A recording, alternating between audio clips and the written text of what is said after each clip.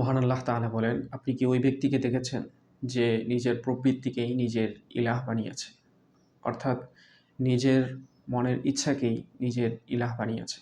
যেমন চাকরি ক্ষেত্রে কোনো ভাইকে যদি বলেন যে, "ভাই আপনি তো কাজটা ঠিক করলেন না।" তখন সে বলবে যে, "ভাই এর বাইরে তো করতে পারি না, তাহলে তো চাকরি থাকবে না।" আবার ব্যবসায়ীকে যদি জিজ্ঞেস করেন যে, "ভাই আপনি তো ভেজাল মিশাইলেন।" তখন সে বলবে যে, "ভাই এর বাহিরে করতে গেলে তো অন্যান্যদের সাথে ব্যবসা করে টিকে থাকতে পারব না।"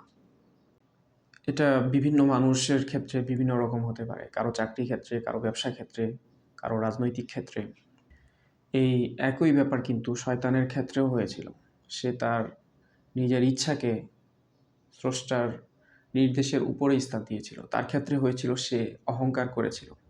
সে অহংকারকে স্রষ্টার নির্দেশের উপরে স্থান দিয়েছিল। ফলে সে কি হয়েছে? ফলে সে চির অভিশপ্ততে পরিণত হয়েছে।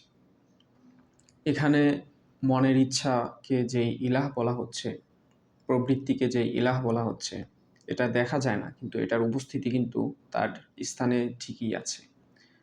এজন্য এটা যার ভিতরে থাকে তার ক্ষেত্রে কিন্তু হেদায়েত আসার আগেই সেই পথ বন্ধ হয়ে যায়। কারণ এক্ষেত্রে সে নিজেই প্রতিবন্ধকতা।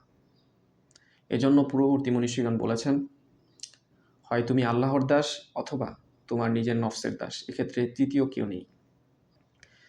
এছাড়া আমরা যে বলি আল্লাহকে এক মানা, একত্ববাদের স্বীকারোক্তি দেয়া, সেটা তো আছেই। কিন্তু আপনি সিদ্ধান্তের ক্ষেত্রে কাকে মানছেন সেটাও দেখার বিষয়।